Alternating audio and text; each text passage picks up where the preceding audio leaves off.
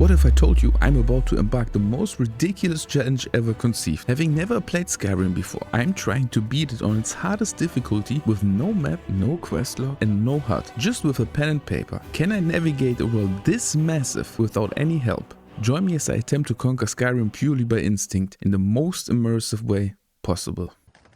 Our journey begins on a cart. We were caught on an Imperial ambush near a place called Helgen. Arriving at our destination, the Imperials took my information only to line me up for my execution. And then, as the axe about to fall, the sky darkens. A dragon appears and everything erupts into chaos. The escape through Helgen is pure confusion. I rely only on people shouting at me. I made my path through enemies and tunnels, facing several combats. When I finally reach daylight, I have no idea where I am. Ralof tells me his sister, Gerdur, lives in a place called Riverwood. I got an immediate relief seeing that there are actual way signs that gave me some kind of navigation. Gerdur gives me food, supplies and a new task. Travel to Whiterun and warn the Jarl about the dragon attack. Seeing Whiterun on the horizon, it immediately reminded me of Rohan from Lord of the Rings. Arriving at the Jarl, he listens to my warning about the dragon and he sends troops to protect Riverwood and introduces me to his court mage Farengar. He asks me to retrieve an artifact from a place called Bleak Falls Barrow. He mentions that the villagers of Riverwood may have some clues about its location.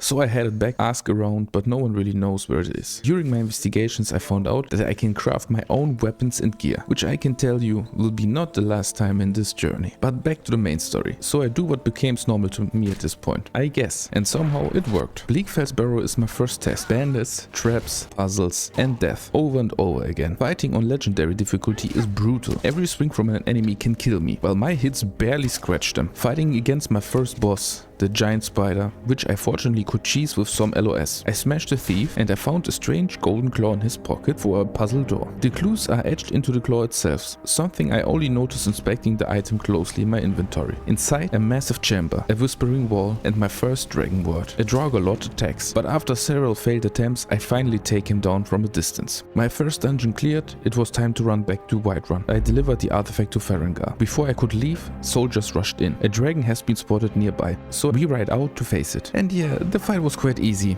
No, he kicked me around like a ragdoll. But when I finally got him, something happens. The dragon's energy flows into me. The soldiers in shock, only saying, "He's a dragonborn." Without knowing what that meant, I went back to the Jarl. He explained me the story and tells me that the Greybeards, ancient monks living in the high mountains of Skyrim, are calling for me. He went on and said that I should climb the 7,000 steps to High Hrothgar and meet them. That became my next big task. Being only 1.5 pages in, I thought this run would be an absolute joke compared to the Witcher one.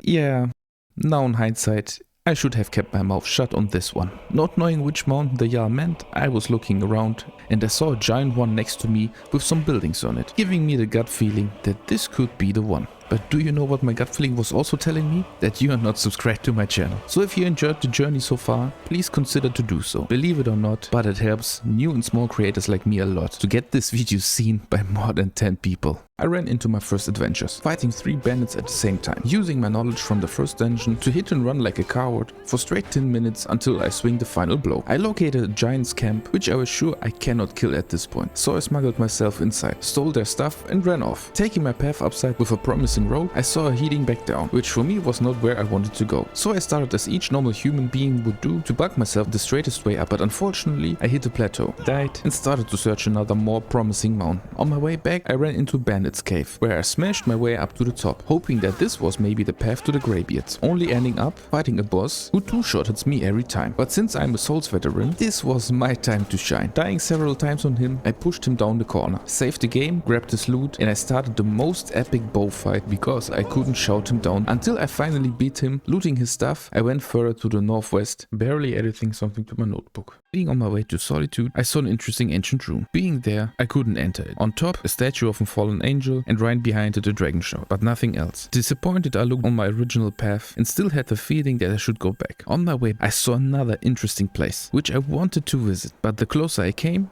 I heard a dragon on top. But since I hoped to meet the Greybeards there, I went for it, only to get grilled several times by the dragon. This ensured me even more that I have to give my gut feeling another shot. I went to Whiterun, spoke with the people hoping for new information, but nothing. To speed up my travel time, I decided to buy a horse. Oh boy, I gave this horse the name Invincible, because nothing in Skyrim was able to take this beauty out. Following my initial path, just a bit longer, I eventually found a small village where people immediately were talking about the 7,000 steps. Finally, I made my way up through thunder and the storms that awaited me, until I finally saw it, High Hrothgar. Going inside, I was surrounded by the Greybeards that welcomed me, proving them that I was the Dragonborn by shouting on ghosts. They taught me a second word, and even learned me a new spell for a dash I should train with them. Before the mentoring will end, the leader of the Greybeards gave me the final task, to bring them the horn of Jürgen Windcaller, the founder of the Greybeards, from an ancient tomb located in Ustengrav. Yeah, since I had no access to any map, I wasn't even able to expect what kind of journey awaits me from now on. Hoping to be closer to the Greybeards, I searched a small radius around them, where I ran into Goldir. And yeah,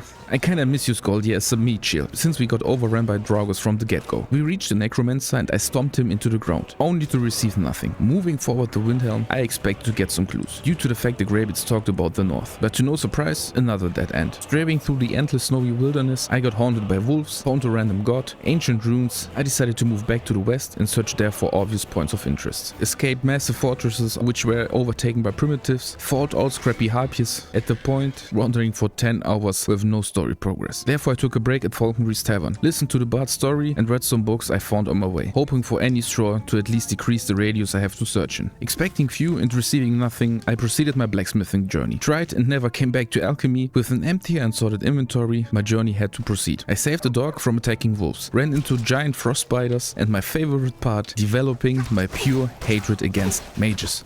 Back at the Greybeards, checking if I missed any clue, which I didn't. I was losing more and more the interest in following the main story, but not for the reason you think. Let me explain. Normally seeing no progress for more than 15 hours, I would expect to see my sanity reach rock bottom, but it didn't. I had so much fun exploring several caves I normally shouldn't be able to kill at this point. Finding creative ways to do so kept everything fresh and not repetitive. Also gaining XP for doing literally everything gave me enough feeling of progress to keep me pushing onwards. And if I have to shot 200 arrows into an enemy to send him to Valhalla, I did so. At this point I slowly understood why people can put hundreds of hours into this game. The world does not function as a prop to elevate the main story. The world itself is the main story. Either way, I went onwards building me new powerful armor and weapons. Found interesting locations I couldn't access yet. Unthinkable hours later, I eventually ran into a not obvious tomb, fighting my way through and to find a letter which told me that I have to meet someone in the Sleeping Giant Inn in Riverwood. Full of excitement, hoping for progress in the main quest, I did the only right thing, putting more hours into blacksmith until I could craft the Orcish set. Arriving at the Sleeping Giant, I followed the instructions. The innkeeper, Delphine, came up to me and asked me for a private chat. Turned out she stole the horn and also was part of the almost forgotten organization, the Blades, a group of people dedicated to serve the Dragonborn and free Skyrim from the dragons. To show her evidence that I'm the real Dragonborn, she wanted to test me by hunting a dragon where she expected the next one to rise. Since I had no clue where to find the place, I had the option to follow her, and so started a long journey by foot until we reached our goal, only to see Alduin rising another dragon from his grave and giving him the order to kill me. Thanks to my new armor, the fight was still ridiculously hard and I felt no real impact by improving it against dragons. Using my best companion, the bow, we took the dragon out and Delphine got her proof. Receiving the horn, she told me to meet her back in her tavern, but before heading there, I brought the horn to the Greybeards, where I finished my mentoring. Back at the inn, Delphine sent me to a new mission where I had to spy on the Thalmor, since she suspected that they were included in the rise of the dragons. She had a middleman named Melbourne in Solitude, to whom I should reach out and smuggle my gear into the party. Doing all of that, Delphine met me at the stables,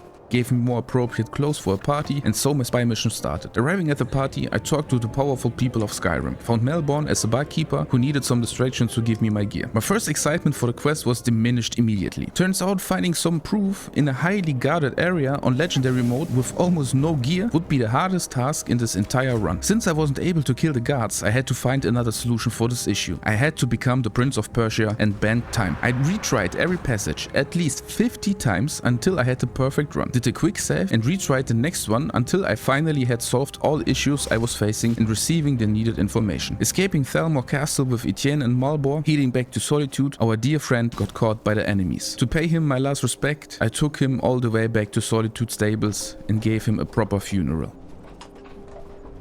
Overcoming the hardest quest, I got back to Delphine, explained her the situation and told her that an old man named Esbern hidden in Riften could tell some promising information. Setting up the next steps, I went to Riften and looked out for Bjornolf, a man part of a thieves organization. To gain his trust, I had to steal a ring and put it in the enemy's pocket so he can get caught by the guards. Solving this, I had to meet him in the Red Ways in Riften by overcoming some bandits lingering there. There he told me that Esbern was hidden deeper in the sewers. Fighting my way through, I found a highly locked door where Esbern was hiding behind as a prison cell. Convincing him that I'm the legendary Dragonborn, we headed back to Delphine to set up our next steps, since the picture became clearer that the dragon who saved me is the villain we have to overcome. Again, I had the option to follow them to our next goal, Skyrim, not expecting to become part of an indie version of the Fellowship of the Ring. Here's why. Thanks to the beautiful designed pathing mechanic by Bethesda, Delphine stopped every 10 meters, turned around and waited until Esbern catched up with her. Doing that, she somehow bugged Thalmor into our group, so they stayed with us for roughly half of the journey. Only the running took 1.5 hours until Skyrim. Luckily, this wasn't my only obstacle. During the great wandering of the Fellowship, we had to fight 2 dragons on our path, and for no particular reason, all NPCs decided to stop in the middle of nowhere, where I somehow managed to unbug them. Now I'm trying not only to beat the game, but also all the bugs the startup company Bethesda threw at me. Delphine decided to test my limits by running back and forth for an entirety.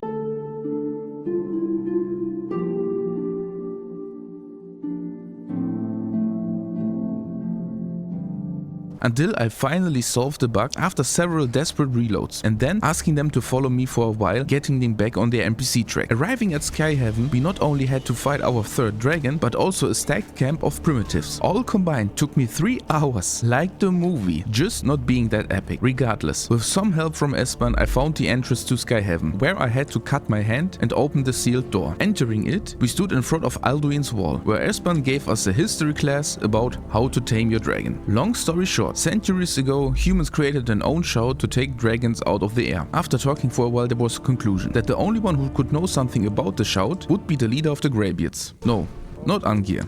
Pathornax, a massive dragon on the pinnacle of the Greybeards mountain. Enjoying the perfectly matched voice for him, he gave me another huge lore drop, that he is Alduin's brother and he has overcome his dragon instincts by meditating, knowing about the shout but couldn't teach me, and that there are some Elder Scrolls which were used back in a time to banish Alduin into the future, and also giving the possibility to time travel. Being now 40 hours into this challenge, I can tell you that the story of this game is nothing compared to other RPGs, but still has their moments like this one. Excited to receive the scrolls, Pathornax sent me out to Hogwarts to become a wizard, which was not part of my plan. Arriving there, listened to Hermione Granger whine how awesome Hogwarts is, I immediately ditched after the first class. Met this guy who sold this absolute overpowered spell that guides you to your current target. I barely used it to see how it worked, only to immediately get rid of it, since it was way too overpowered and destroyed the whole purpose of this run. Staying away from this cowardly wizard stuff, I made my way through the icy wilderness, searching for Septimus Cygnus in some ancient dwarven location. Doing that, I was beating a Draugr in a shout competition, fighting yet another dragon, until I eventually ran into the longest dungeon I have ever attempted. Fighting and killing each single enemy in this dungeon. With all my mighty tricks I have developed over the last 45 hours, it still took me way longer, I would like to admit. Believing everyone in this cave is on drugs, since they started to fight each other at the end, where I hope to finally reach Septimus, only to realize that I'm too early at this place, since I needed some items, which I swear searching the complete dungeon up and down were not here. Disappointed, I went back to Hogwarts to leave it with as many clues I had before. 0. Searching the area more carefully, I found the Septimus, again in the most unspectacular place ever. Talking to him, he gave me 2 items which can open a path, which I was 100% sure was the roadblock I reached before. So I went back to open an even deeper path into Skyrim. Arriving in the underworld, I ran into the Scientology headquarters, where I barely survived to escape all the recruiters, only to become their leader in less than an hour. Knowing I was wrong, I went on and finally found a chamber which contained a riddle by placing the cube and pressed some random buttons until the Elder Scroll was finally revealed to me. Luckily, right behind it was an elevator which brought me right behind Whiterun. Running back, knowing the climax of the story is in reach, I decided to do what every modern story does. I implemented a training arc. And yes, you guessed it right, I maxed out smithing. Going completely broke and spending all my money on materials, I went outside, hunted more dragons, dungeons, bandit camps, and revisited the greatest enemy, the Bandit Chief, to give him the death he deserved from the beginning. I shouted him and many more of his kind off as many high grounds I could. And man, only being able to do this made Skyrim a 10 out of 10 game for me. You simply cannot understand what kind of satisfaction I received after getting 50 hours straight beaten up from the simplest creature in this game. Yeah, only to get grilled from Alduin for the next hour. Activating the Elder Scroll on top of the mountain, it gave me a flashback and taught me the dragon show to rule them all. But I was not expecting Alduin being this hard of a fight. He not only wiped all out of my health potions, but also all my ideas how to face him, since I got consistently hit by burning rocks falling from the sky. Fortunately, I got supported from Pathornax, and we managed to beat Alduin, only to get told that he leaves into his man's cave and I cannot reach him without flying. Discussing possibilities with Pathornax, he gave me the task to tame a dragon in Dragon's Reach. Knowing that the Jarl wouldn't be satisfied with this idea, I had to convince him by stopping the ongoing war by setting up a therapy session at the Greybeard's location. Luckily at this point I had roamed Skyrim multiple times. At least I knew where the leaders at, so me and Invincible left off to sugarcoat the Greybeards, Ulfric and Thulius, until we sat together and told us 10 facts what we like about the opponent's side. Closing the therapy session and bringing peace over Skyrim, I finally could proceed my plans to tame my own dragon. Back at Dragon's Reach I exactly did that. I summoned the dragon, let him run into a trap and made him an offer he can't refuse. Freeing him, it was time to knock on Alduin's door and get ready for the final battle. Arriving at his place, I got haunted by Draugr, dragons I barely escaped. Facing my final dungeon, used all my tricks to clear my way through, solving the riddles to then reach the spectacular gate that leads me into Valhalla. Surrounded by mists and Alduin flying around my head, which I unfortunately couldn't attack, I made it to Tsune, who wanted to test my worthiness before I could enter the halls of valor. Giving him a taste of my precise archer skills, he understood that I was ready. Inside awaited me the heroes of the past that have faced and banished Alduin. Hyping us each other up, we went for him. I made it. The moment has come.